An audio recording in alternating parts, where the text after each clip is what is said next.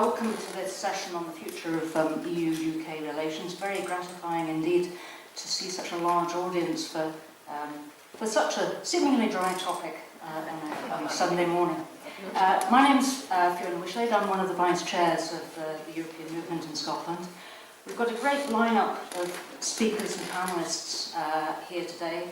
Thank you, and yes, this is the other side of me. When I'm not looking at global trade, I'm spending time in London and Brussels, and therefore spending a lot of time thinking about UK-EU relations. And just in case you can't place the accent, yes, I am as Scottish as Scott McTominay, literally. So if he can be Scottish, having grown up about 3 miles away from where I grew up, then so can I. He's in Italy now. Anyway, so this is more thinking about it, UK-EU relations, because obviously it was never quite the same in Scotland. But in terms of UK-EU relations, in terms of Westminster, in terms of Whitehall, there's a very different mood today as compared to 2016. What are the differences? From seeking distance then to seeking closer ties now, most obviously. From the momentum being with anti-EU voices to now the energy being on the side of the other side. From expecting special deals to realising now that the EU really sets the terms of engagement. From global Britain to geography matters again. From treating the EU as the enemy to referring to them as partners. From expecting the US to be saviours to Trump. From blaming the EU for everything to blaming not being in the EU for things. And from a government struggling with negotiations, okay, that one hasn't changed yet. But, you know, what I think is worth being clear on why has this changed is that on its own terms, Brexit failed. The UK has not got lots of trade deals that the EU doesn't, and doesn't have a different regulatory model, and no other country left. So in a way, those Brexit promises haven't happened, and whilst the die-hard sort of vote leave leaders keep saying, well, it hasn't properly been done yet, Brexit,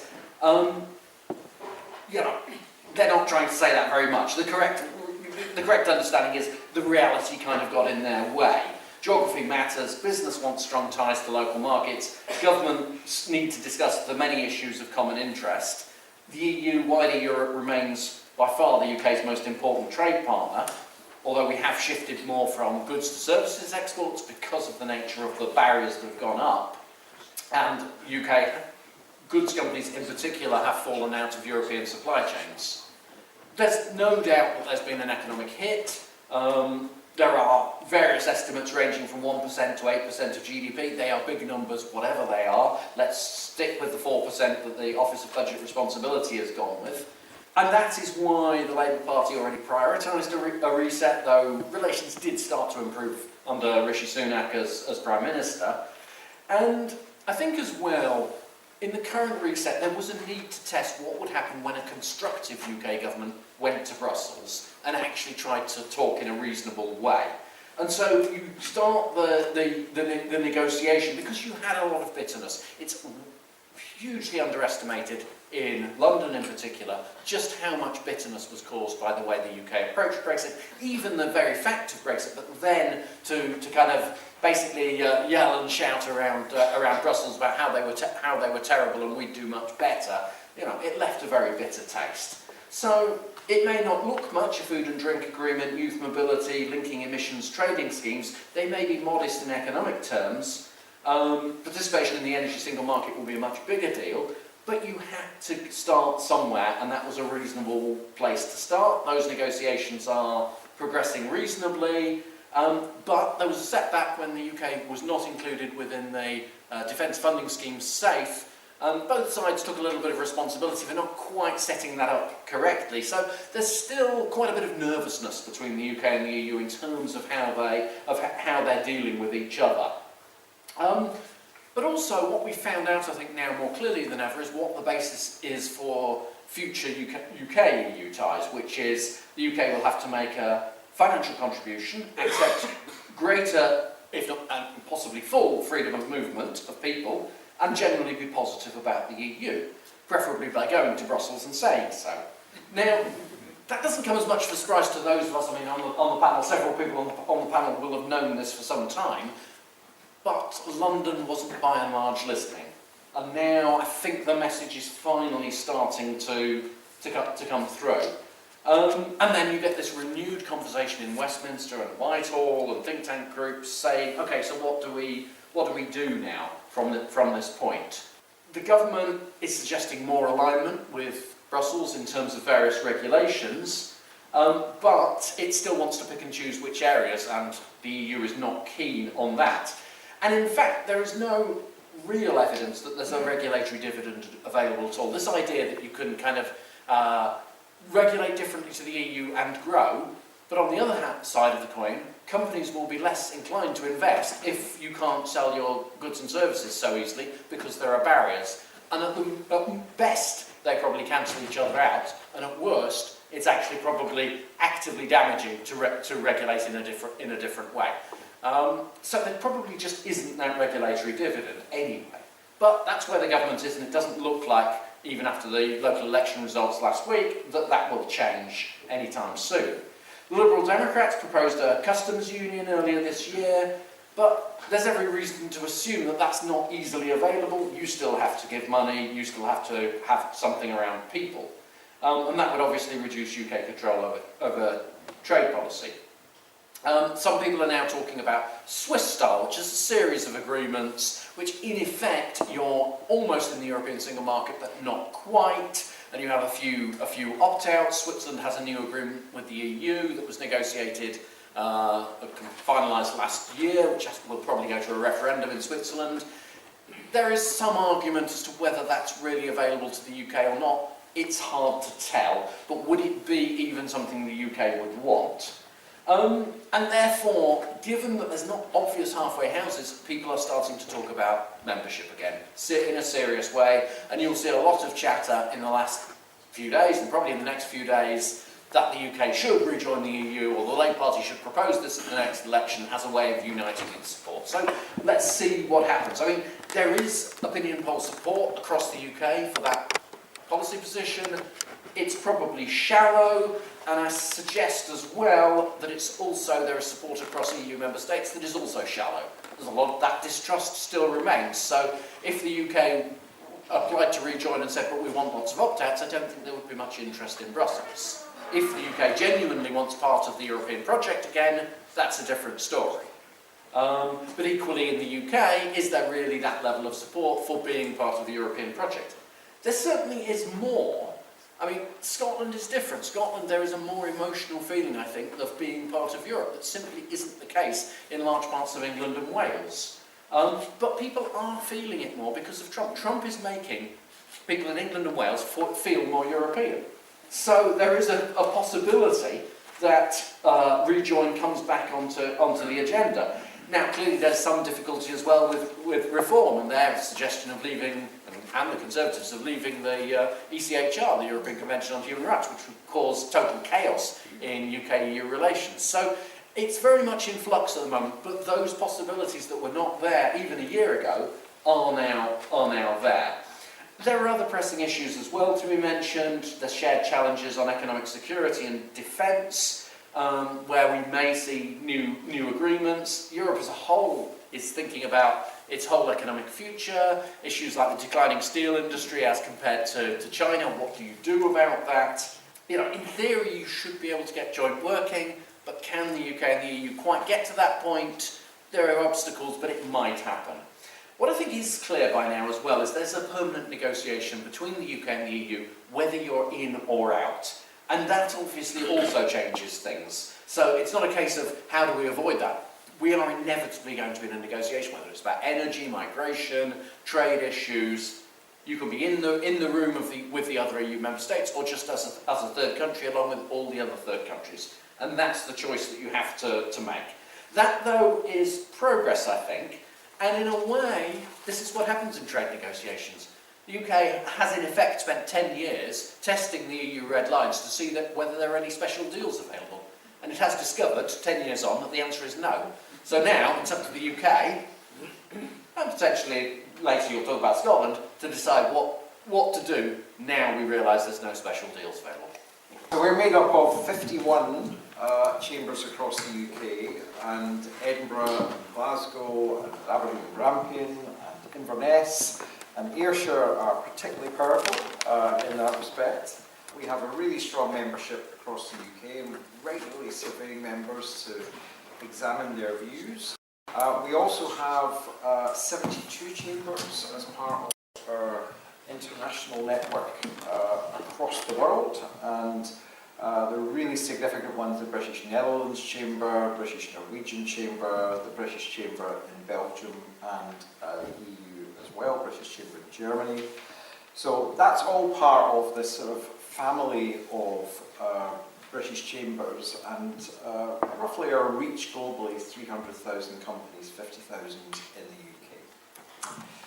So, in the wake of recent developments, and particularly the Mays lecture, which the Chancellor gave in March, we wanted really to survey our members and find out what business views were about the option of default alignment, which is what the Chancellor outlined in her speech.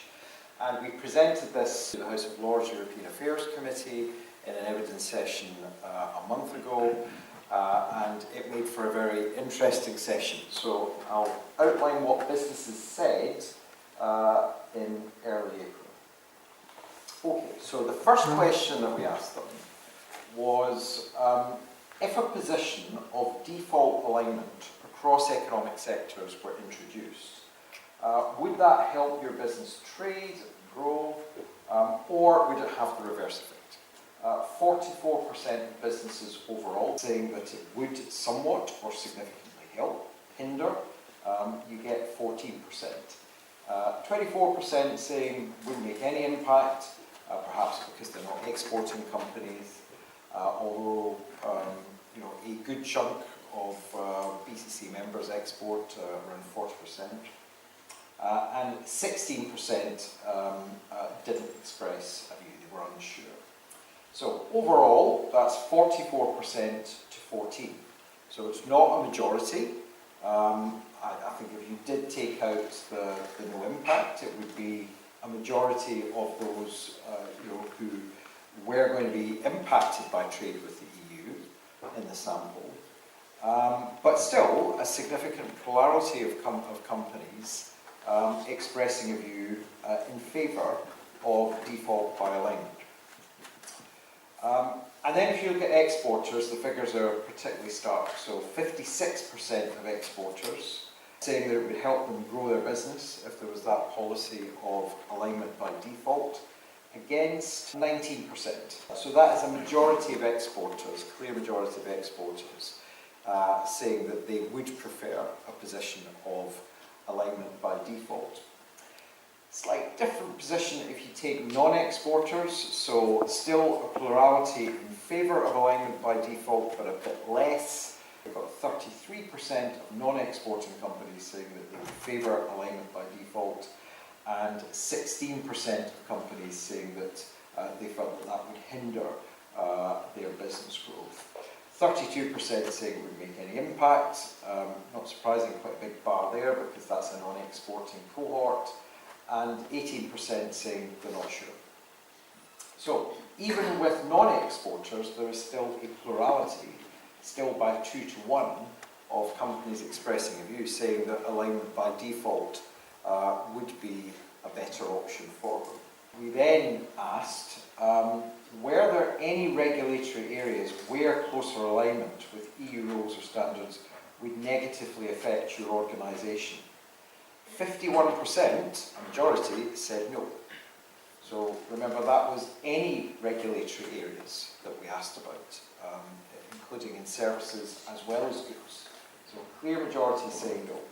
Sorry, 13% said yes, and we had a whole list in terms of the sort of free text responses of some individual measures, some about customs, some about origin still, some about specific EU regulations, EU deforestation regulation, etc. So, but no overwhelming issues, just a collection of individual matters being raised, or senses or vibes being raised about alignment from that 13% minority.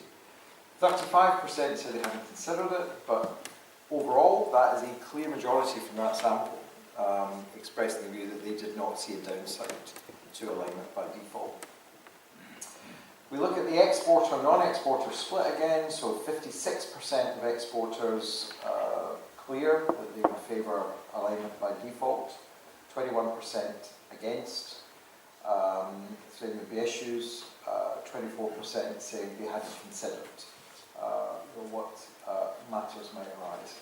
Non-exporters a little bit different, but not far from the majority line, 48% of non-exporters saying that they didn't have any issues with alignment by default.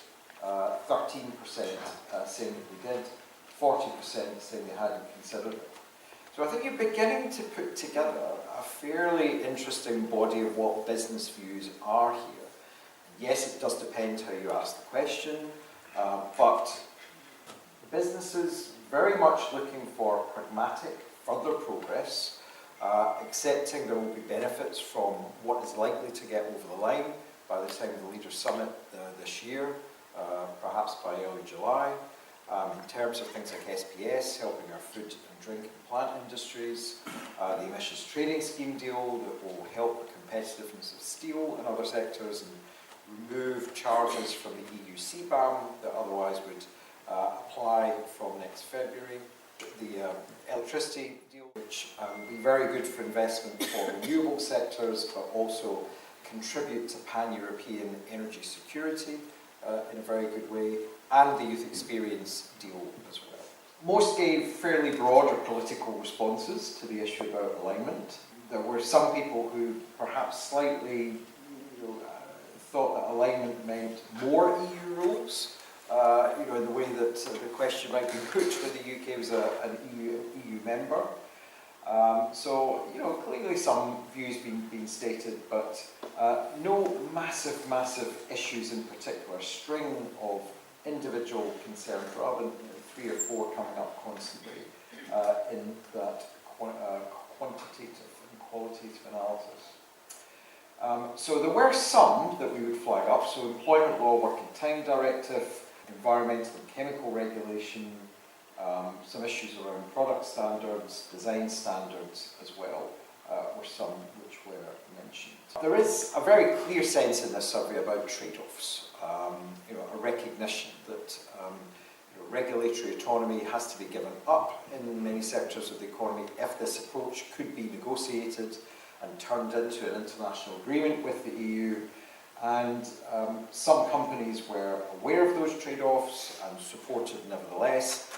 Other companies were a bit less sure about what the trade-offs would involve. What do these survey conclusions, I think, take us to?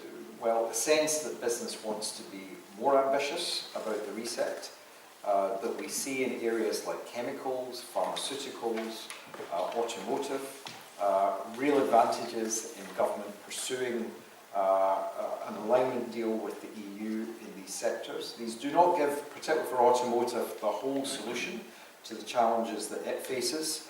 In terms of things like rules of origin, there's a big cliff edge coming at the end of this year, so that's got to be addressed. Otherwise, we get 10% tariffs on each other's electric vehicles from January, which is in no one's interests. There are also some customs issues as well around automotive, which would not automatically be addressed by an alignment by default policy. But I think you can see from this that businesses which have been at the front line of dealing with the extra cost, dealing with the extra red tape, seeing the reductions in trade, are very pragmatic but also extremely ambitious about where they want this next stage of the relationship to go to. So that was evidence that we gave to peers. We hope to be giving evidence to MPs soon about where to take things. But we would identify, I think, as David indicated there, clearly around mobility, to get to an outcome where you have an alignment mechanism, where you have reductions in red tape, fewer trade barriers, that is going to need further action around mobility. If you look, for example, recently the EU signed a trade deal with Australia that in a sense, has a sort of form of mini free movement, up to 4 years, no age limits, no job offers required, some additional flexibility on welfare and benefits in comparison with the UK Australia arrangements and the UK EU arrangements. So the bar is being raised, I think, in a sense of what is going to be done. And clearly this issue about mobility is one that will have to be addressed seriously by the UK government if it's going to make much more progress than the areas that we talked about in terms of resolution for this July. But business is up for it. We recognise there is big potential for economic growth. Before the committee recently, we quantified how much economic growth would come just from the 4 deals likely to be reached either by July or by later in the year in terms of the electricity market deal. And you're looking at between 0.4 to 0.59% additional GDP growth per annum. And when our economy is struggling to get above 1% growth per year, that is not to be sniffed at. Considerable benefit can flow. And if you look at the fiscal benefits of just those deals, not even going into the areas we've talked about with our survey here, you're looking at between 12 to 18 billion pounds worth of additional revenues coming into the Exchequer as a result of that greater alignment deal. So there is a significant prize here for business, significant benefits for growth, significant ability to restore pan-European supply chains and markets again, and I hope that our survey of members is a really interesting and strong contribution to what will be a debate that will run through this year and probably for the rest of this decade. Thanks a lot. Hi everybody. It was interesting to note a little bit of a cynical thread through some of David's remarks, and I'm going to end up being a little bit more cynical than that.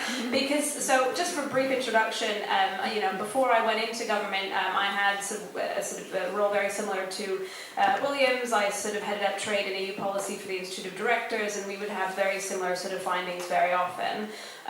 Spent a couple of years in government as a civil servant working on our trade agreements, and then subsequently was sort of asked to stay on as a policy advisor to the previous Secretary of State for Business and Trade, who was currently the leader of the opposition. We were pretty clear, about what the contours of working within government was at that point. No one wanted to talk about doing sort of prioritising trade with Europe, which I found quite frustrating. We did a little bit of talk about sort of market access barriers and how we could sort of look in the areas where individual member states had competence, but obviously there was no appetite to kind of reopen anything with the EU. And since then I've gone back into sort of working with businesses in a consultancy role. And I think when I hear some of the figures that are sort of quoted, my cynicism comes from the same cynicism that I have when I hear figures that are quoted about kind of the people who have changed their minds on Brexit and so forth. And I think the question that I would have is the cost of going through that rigmarole again. How vocal are businesses going to be to sort of really push for that ambition? I think it'd be a great idea to sort of lift up the ambition that we have currently, because even if you look at sort of the agri-food sort of SPS agreement, I spent a lot of time with farmers, and there's an interesting difference between the farming constituency in the United Kingdom and, let's say, the US, Canada, Australia, New Zealand, where they're very domestically focusing on their sort of, feeding the nation. There's not a big prioritization of export. Very, very different in my home country and other sort of big markets around the world. And so, I spent a lot of time with farmers trying to sort of work through what the potential costs and benefits are of the SPS agreement. And because they don't see themselves as exporters, they say, well, that's the retailer's sort of argument. And so that's a different kettle of fish, which we might come back to about where's the sort of regulatory sovereignty and market access trade-off for something like the farming sort of sector. There is a pass-through effect, but they don't necessarily see it as much as they could. So I think it's important to lift up the ambitions writ large about where else do we want to look at sort of growing trade with the EU as a whole. My cynicism comes from how much are people invested in to want to drive that? How much are businesses going to really drive sort of that ambition? I mean, if you look at some of the areas for the goods sectors, I think, Rachel Reeves, the Chancellor, has talked about chemicals on and off sometimes. I know, and I think William alluded to it, some of the chemical sort of sector has some sort of concerns about what that would exactly look like.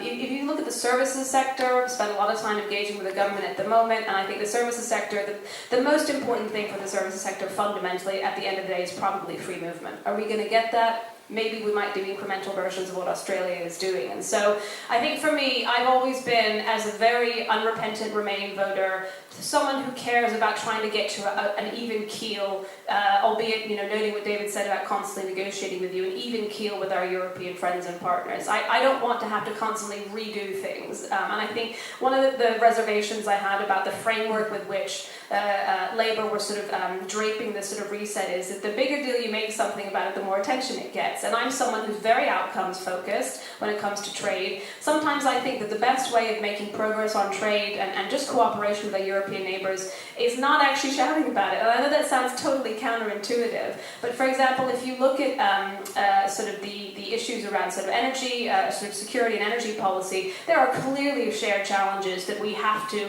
regardless of what the structure of our relationship is with the EU, we need to sort of problem solve that together. And I've always been a bit more of a pragmatist post-Brexit to say we need to frame the way in which we repair our relations with, not just for the sake of it, because I think that attracts some of the criticism about relitigating Brexit, but there are clearly issues here that we need to work through together. So sometimes I'm more of a pragmatist when it comes to trying biting off different pieces rather than putting it all back together again, because I think that is the way to get progress. And I realize that makes me a cynic, but also an optimist in terms of outcomes. Sorry. It is. I should say, we'll get to the Scotland part of it. Despite the accent, I do live just outside of Dundee, but we'll come to that afterwards. But for me, it really is, I want to see progress, and I think the biggest concern that I have, both from a business and just a sort of interested observer, is that I can see what might be coming in 2 or 3 years' time, and I don't want all this hard work to be undone. So for me, the most important thing is getting to an even keel with our European neighbours. Yeah, sort of balancing what is absolutely essential. So our company represents, as I said, I'm the president of the Scottish Energy Forum, and that really is, we create debate, we create platform. We're not a lobbying organisation, and we're very much into, the hydrocarbons. How do you get to 2050 and do that in a balanced, managed way?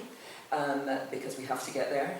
But we then need policy and regulatory and relationships, and the price of electricity, etc., that will enable us to invest and develop the renewables that we need, because that is actually a choking point. And one of our members is going to be setting out a paper on that. It's going to be called Blend and Decline, which will really look at a very, very deep look at every single aspect of it going forward. And I think that will, whether there's pieces need to be aligned there with Europe, we'll have to discuss. But the other side of our business is we do algorithms for observing what people are putting up into lower Earth orbit and into what is geostationary.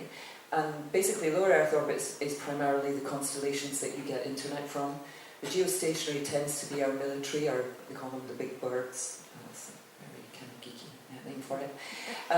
But we do have, so we're doing that kind of work, and really it's about security and defence. How many of us are all looking at mobile phones or paying online, etc.?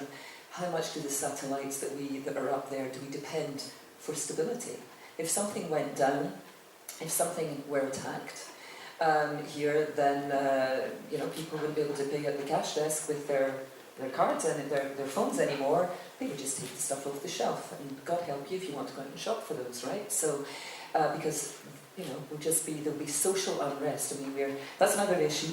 But to say these are really important areas, and and we've also got AI, and we need to be staying ahead of it. We need foundation models. There's another big discussion there which will go. We need to have the brains in Britain. Our universities need to have the people here. So I think we're back to your point, which is actually having mobility, getting the people coming here easier to come.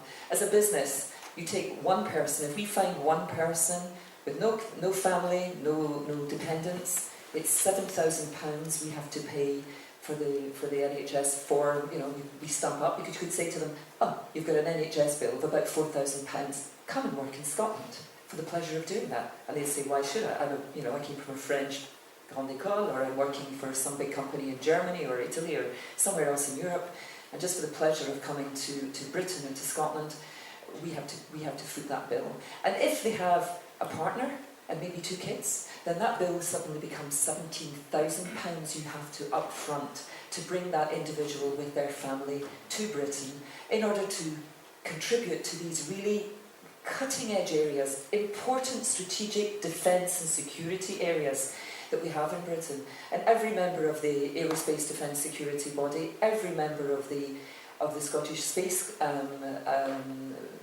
Space Cluster will tell you the same thing. And people trying to work in AI, really at the cutting edge, it is a brain, it's a brain race, and we need to attract them here. So these are the issues, but I think there we could do quite nicely. There are other things, and I think maybe the Mark Carney model of let's just have relationships that make sense, pragmatic relationships that make sense.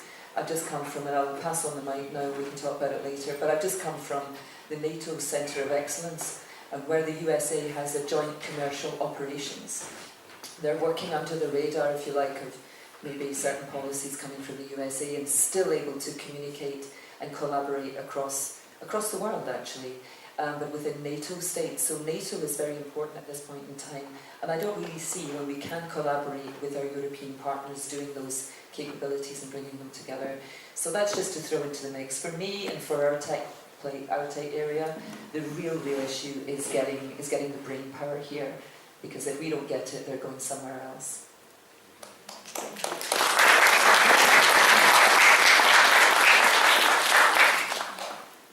Thank you. Morning, everyone. I'm the Scottish Government Director for External Affairs, but for the last 5 years I've been our diplomat in Brussels, leading the team there. And for my sins prior to that, I was part of the Brexit negotiations. So just a few reflections, I think, on state of play. Some of this we may come back to after the break, but there's been a clear improvement in the relationship between the EU and the UK since, I would say, the Windsor Framework was signed in early 2023. And we've seen some important steps forward. William touched on some of the things which have either been agreed or are in train, and the Scottish Government really welcomes that progress. Of course, we'd like it to go further and faster. One of the big changes fundamentally is the UK Government's willingness to do dynamic alignment or to follow EU law, which will be fundamental to getting an agreement on SPS, energy emissions trading, potentially other areas. One reflection I would have, it goes back to something David said, is about the EU's willingness to talk about aligning and doing deals in specific areas. So this used to be sort of known as cherry picking and was very much frowned upon. I think there has been some change and a bit more flexibility on that. I think EU officials often talk now about the balance of rights and responsibilities in a balanced package. In other words, if you're willing to follow laws and in some cases make some kind of financial contribution, then there's more openness. So I think that the Prime Minister has spoken about looking at other areas where it may be possible to align. And I think the Scottish Government, our position is to support alignment. We passed legislation on that in 2022. George and Cecilia here are very involved in that work. So I think we're interested in looking at that. One thing I would say, a couple of things actually. One is alignment goes along with allowing your technical guys to be involved in rule making. In other words, being in the room to sort of input as new rules are brought forward. So whether it's Norway, Iceland, whether it's Switzerland, they can be involved in that. They don't get a vote on it. We need to make sure that we're able to be involved in decision making going forward in some of these areas, and I think Scotland has a lot to offer in some of these technical areas. The other thing I think is we need to be, and it goes back, Ali, to what you said, we need to be doing deals that will stick for a period of time, where there's confidence on both sides that political change in the future will not unpick some of the things that are agreed. Now we need that kind of consistency. One of the features of the first couple of years after Brexit was a lack of trust between the two sides. That has been gradually rebuilt, I would say, over the last 3 years. But that trajectory needs to continue in order to have the right conditions for further progress. Because we heard so much about, during the Brexit sort of years, about facts by democracy. And the irony is that I can recall when I first started out in Parliament, the original Brexiteers were all for Norway and all for Switzerland, and then it got trashed through the sort of Brexit negotiations. And so I think actually highlighting, particularly perhaps from the Norwegians, and I know the Swiss have just done their new SPS agreement, well, multiple new agreements with the EU, but that ability to sort of, and the importance of how technical input can shape things from a non-EU member state, not just about the vote, is really important to highlight. Thank you. Well, good morning everybody, and thanks Fiona for describing me as far left. I think that's the first time I've ever been described as that. But Depends where you're sitting from the audience, if you're on the far right. It's all relative, it's all relative. But I agree much on what's been said, and a couple of observations from me. Firstly, if you don't know what you want, you're not going to get it. And if there's no leadership, you're going to guddle around with consequences rather than direction. And where the UK has been making some progress, I very strongly agree, there has been a change in tone with the new Labour government. There obviously has. And there has been progress on some nuts and bolts stuff. I'm really concerned about things like dynamic alignment, because the people who used the democratic deficit of the EU to make the case for Brexit will have exactly the same argument to make again, because dynamic alignment is a democratic deficit on stilts. And we can be involved in the technical stuff, and we should be, and we will be, I don't doubt. It is the policy of the SNP government to dynamically align, but it's our policy to get back into the EU. If the UK does not show some leadership on this to sell it to people, we've got precisely the people who sold Brexit in the first place saying that they've got all the answers for what needs to come next. And that's really dangerous, because if we contemplate the idea of a reformed UK government, nobody in Brussels is going to take us seriously, because anything that we do sign up to is going to be trashed. And that will be bad for everybody. So the SNP has supported the Windsor framework, we've supported dynamic alignment, we support anything that gets us closer into the EU, but if we're not actually going to make the case for Europe in the UK, it's not going to be safe, it's going to be vulnerable to future unpicking. And struck by David's phrase that we're in constant negotiations with the EU, that's what the reality is going to be on everything. So if we don't actually sell the principle of membership, we're always going to be on the back foot, and it's going to be vulnerable to further unpicking. And I fear that's just going to unravel the whole process. So you brought in this whole idea of the power we had and the relationship we have. And, you know, I spent yesterday actually with the Alliance Française and the Goethe Institutes, and there's a Polish faction, there's a Polish group there on languages, etc. Because my degree is language and literature at Glasgow Uni. And you might say, so what? But actually, you know, one of the things I'm trying to impart to our governments and to our families and you know, working with the different institutes of language, trust. Human beings, I mean, I even had my partner asking me, well, you know, people just put it into a machine. And it's like, you know, well, no, I'm sorry. The fact that I could actually speak, I had learned 12th century French and German language. I mean, I can say words in Mittelhochdeutsch, right? I can. And I read Eric Henig and Chanson de Roland in the original text. I mean, when you walked into France, I mean, my whole career was based on this. You know, it wasn't just that I got to France and I studied in Germany and I worked in Germany. But I was hired by companies, and particularly large British companies, who were trying to bridge that gap. I mean, it was 1986, and they thought, God, we've done nothing about being part of the EU. And they were hoovering people up with languages. Would you like to be an accountant? No, thank you. Would you like to work with ICI polyurethanes and go to Brussels and help introduce CFC-free flexible phones, which, you know, will not damage the ozone? Yes, please. And why was that possible? And why was I successful? And iteratively, because when I walked into the French managing director, you're probably this British woman, right? No, je suis écossaise. Ah, bravo. And then I could talk about their culture. And so you built that trust. The walls came down instantaneously. The same thing in Germany. I mean, I would walk in there and, you know, I couldn't use the I'm Scottish thing. I quite liked it. But it was more, I would start quoting Walter von der Vogelweide. En wie er zo geleerd was, als alles was een Bücher las. And instantly the walls came down as well. But I use this because there's actually we've got a fantastic consular corps here. And I heard one of them, and I won't say because obviously Chatham House, say that they were present in Brussels when this was happening, and they have never seen the entire European sort of diplomatic corps in Brussels could not believe that a nation would throw away so much power.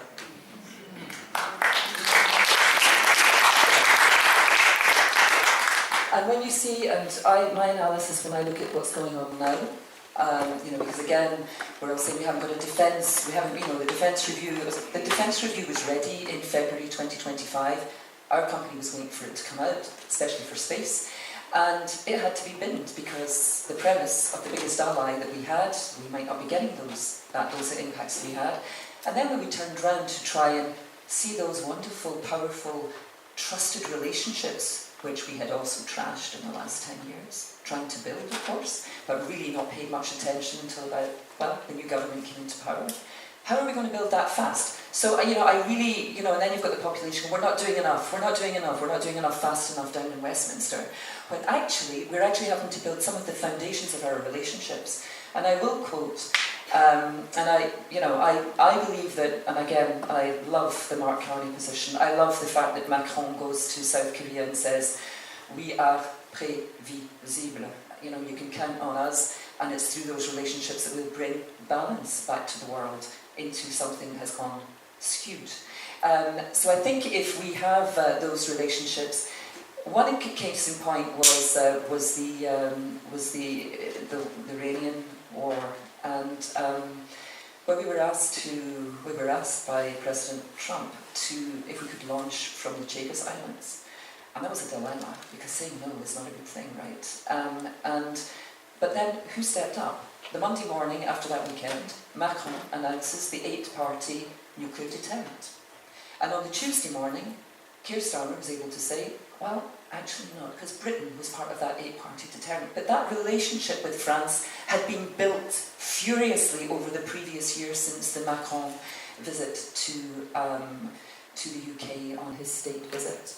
Again, I won't attribute anywhere where I found that information out, but you can look it up yourself and see the proof. So power is what we need today, and power is what we have to build back. And I think building those trusted relationships is going to give us that power back. I think there's a great sense, having been in Brussels recently, of a definite change in tone. I mean, as a business organisation, let's say 4 years ago, it was much more difficult to get meetings with senior officials in the European Commission, heads of cabinet level or even cabinet level at all. And we were recently there with our Director General, and we met with Commissioner Kubilius's team, Executive Vice President Sejourné's team, the Trade Commissioner Maros Šefčovič's team. All of that, I think, tells us that there is much greater interest in hearing from UK businesses as third country businesses about this. I think there's also much more of a process I detect going on in Whitehall about the impact of Windsor Framework on certain things. So one does hear, what's the position that business would like the UK government to take on EUDR, for example, on alignment with the AI and security legislation. So I think that is a significant factor still that's leading quite a bit of policy making going on in Whitehall. I think one of the things that we do have to sort of recognise if we do move to a situation where dynamic alignment is more present in more economic sectors is the scrutiny arrangements. I gave evidence at Westminster recently about this. We put forward ideas like having joint committees, restoring a House of Commons committee on European scrutiny. That becomes very important in terms of how the decision shaping is going in practice and what benefits we are getting from being part of these formal decision shaping. There will also be challenges at Holyrood. I mean, the amount of legislation that will come via the SPS agreement is going to be considerable, and it will put pressures in terms of time and resource in the Scottish Parliament as well. So that's something that I think the devolved government and the devolved Parliament will have to explore very carefully. It has an important scrutiny role in all of this. But look, I do think we are in a transformed landscape. This is the opportunity. If we sclaff it at this point, we won't get another one in 5 or 10 years' time, and that's why business has been so insistent upon government at all levels to pursue this now and to pursue it with complete clarity and ambition. Look, rejoin is now back on the agenda, and it's not for me to be talking to people about how they respond to that, whether actually people should go all out and now make that campaign. But I certainly think that that's now the issue to be thinking about. So okay, yes, all the technical stuff, and yes, Scotland, the SNP always had a different position. But in terms of the whole UK, given and what William just said, is there going to be another opportunity like this when you've got a US president who is actively turning everybody onto Europe? The time has changed. 10 years ago, as I say, there's a lot of concern of people who are pro-EU that, but people complain about this, that and the other. When we were members, people would complain about everything to do with the EU. That has changed. That goes when you're no longer members. So in a sense, I think there's a lot of fear still around about, but what if? When, that position has changed. So I would just say, and I'm not the one who's going to be involved in this, but as someone who watches, as someone who is in the UK, someone who's in the EU, and that's where I derive my strength, when I talk to people in Brussels and they say, well, are you really serious? Like, they make it about freedom of movement, but let's make it about rejoin. Are you actually really serious here or not? And I think that is the big challenge for everybody in the room and around. Okay, how serious, how much do we think we should push this in the next year, two, whatever, basically ahead of the next UK election? So I want to jump on that very last point about, I suppose you're sort of saying the moment is now, that we have a couple of years and you could really start to get rejoin back on the table. I have a fear about reform government. Now, I don't think that reform they particularly care much either way, but I do think they care about optics, as if you look towards some of the grandstanding of the original Brexiteers. So my question is, to the panel, how can we make greater alignment politically palatable to the English core vote that is still somewhat bitter about joining the EU? There's been a lot of misinformation about regulation. At first, as of 10 years ago, it was a kind of only Brussels regulate. We only have high levels of regulation because we're part of the EU, free from the EU, we'll have less regulation. But actually, regulation is a global thing. Then it was kind of, we can grow faster if we can set our own regulation. We could never find a regulation that would make us grow faster. Now it's, we need our own AI regulation. Really? Maybe, but it becomes a vanishingly small idea that you're going to, that this is really going to help. Could in theory, better regulation does have economic benefit. If you are, on the other hand, a country which is a trading country, where 50% of your trade is with the EU, if you do something different, you're always going to have a cost to it. And so, literally, we've been missold the regulation. This is my sort of area. So, I think you have to push back on that with a certain amount of confidence. Say, it's not how this is. Everybody regulates, and we will have a better position to determine kind of regulatory benefits as part of the EU than we would do on our own. But I think you've got to start pushing back at some of the bigger, at some of the big statements that have been made and say, actually, this wasn't right. When, as a member of the EU, you have a lot of power to set European and therefore global regulation. On your own, you're probably going to lose economically from having that control because companies are not going to invest in you so much if you have different regulation. That's brutal, but it's time. I think it's time to put down a few of the myths and create a new positive narrative for here's what you want to be. Or not, but I think this is the time now, but it's not the time. I don't think you can go into this half-heartedly. I think that this was the problem in 2016. I was in government at that time, so I wasn't any part of a campaign, but 2016 message, we should stay in the EU, but we should reform the EU. What a lousy, pathetic message. I mean, it's got to be something more than that. It's got to be, we want this emotionally and it's the right thing to do, or just don't bother. Go big, go home, I think what they say. I think your question was about dynamic alignment, not going back into the EU, but maybe, they're not two sides of the same coin, they are different, as I think Alan alluded to. I think it's a lot easier to unpick dynamic alignment and make the case for the EU than sort of sell it. And I think that some of what David was talking about touches on my nervousness about how you can sell this politically, which is you spend a lot of time myth busting. You're on the back foot. That's exactly what the Remain campaign did, was trying to sort of counter the narrative. And once you've done that, it's hard to come back from that. And you know, whether they, you thought they were lies or not, the Leave campaign was really good at sort of putting the front-facing foot forward about what they thought the problem was and what Leave would actually mean. And it just meant the Remain campaign was constantly having to react and respond and myth bust. Myth busting is not a good way to sell anything. So I think maybe if you had to push for a political narrative, you talk about sort of the ability to facilitate trade. But I come back to the point that I spend, as I said, so much time with farmers, and they don't care about exports. They don't care about trade. They care about what are we doing here at home. And so you have to. I'm a little bit in two places about how much the trade argument, despite the fact that we are a massive trading nation, is actually going to work.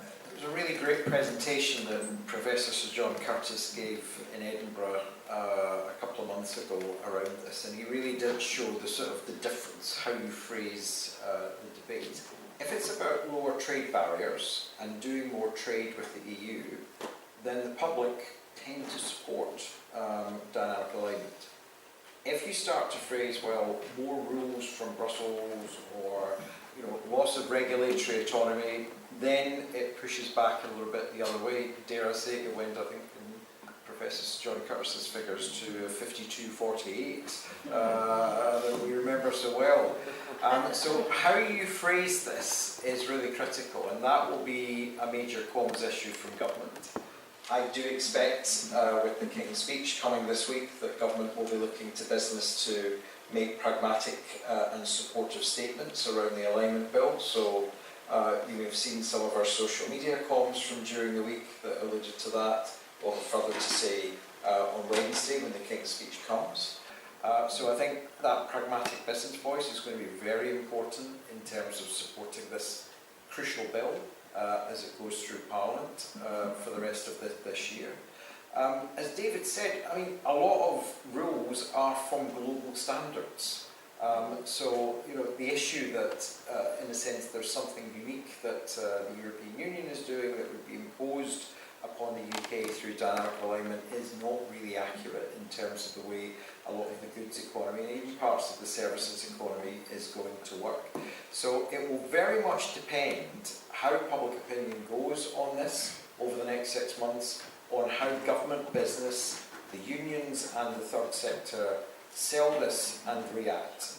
From our point of view, clear economic benefits, clear benefits for extra tax revenues, also the ability to rebuild our markets. Think about what happened when we've not had an SPS deal for the last 5 years. We've lost, as Professor June Du at Aston University has established, up to around 45% of our trade in many agri-food products with the EU lost. We have the opportunity with the SPS deal to start rebuilding that, as much of a fifth of our trade, as Scottish langoustines return to dinner tables in Paris and other products as well, with the lower costs, with the ending of export health certificates, the reduced waste and the reduced times to get goods to market. It's about the opportunity to rebuild that part of goods trade that's been lost. That's what this reset agenda is about, and that's why business has been very strong in supporting it. The Scottish Government has, as part of the SNP manifesto for the last government, had a reaction to say, let's get back into and create our own Erasmus scheme like the Welsh Government did, and that was not fulfilled. I, for one, welcome the fact that the SNP decided not to fulfil that promise and instead stick very clear to the values. We're back in Erasmus. We can't keep going on with band-aid, sugly peg stuff. And I think that decision by the SNP not to meet its manifesto, even though emotionally it wanted to, was good. And we need to be calling out the mess created by the UK government very, very clearly. And that's where the values stand. Now, there's many members on the panel here who are talking about sugly pegs, deals around the issue, getting the langoustines back on the plate. That's all welcomed. But we need to clearly say that. Those sugly pegs can be removed if we have a Nigel Farage as Prime Minister, which is looking very likely. And so the Scottish Government, I would welcome the SNP continuing its stance not to clear up the mess created. And yes, if there's a sugly peg, let's say that's a sugly peg that can be removed, and be honest about it. Thanks, Niamh. The reason why the Scottish Erasmus scheme didn't work was money. It would have been far too big a financial commitment in tough times. And there was also issues about legal competence in that a sub-state was going to struggle to enter into Erasmus without a new agreement on the EU side as well. So it just got too messy. And where Wales did support their scheme, I think it's work in progress as well. So getting back in is exactly where we want to get to. And if there's work that we can do with the UK government to get us into different things, Erasmus is a good place to start. But this is my point about, and it's actually the gentleman's point about how do you sell the benefits of EU membership to the English public? Because if there isn't leadership on this, it's all going to be vulnerable. And it's all going to be able to be unpicked and thrown away. And the idea that British regulations are going to be better than EU regulations, well, that's just mince lads. That's just not serious. And that's now not where the debate is. So there is an opportunity for the UK government, there's an opportunity for the UK parties to really grab this. Now, the SNP policy is clear. We're in favour of independence in Europe. So agree with me, disagree with me, you know what I stand for. I don't know what this UK Labour government does stand for.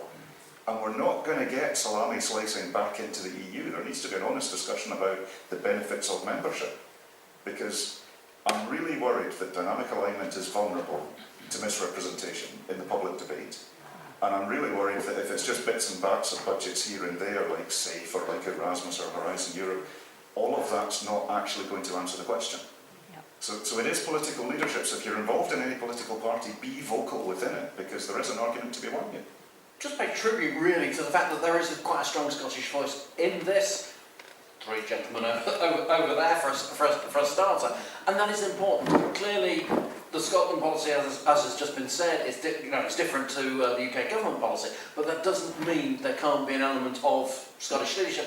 Frankly, a little bit more reality that comes from perhaps Scottish representatives than sometimes comes from the London one. So just to urge you to carry on doing that, to carry on playing a role in the debate. The fact that you've got you've got a different outcome in mind, that's okay. I think we can, you can work in that way, but you can be constructive, and I think there is an important need across the UK to be more constructive and to have more engagement with Brussels and with the whole EU.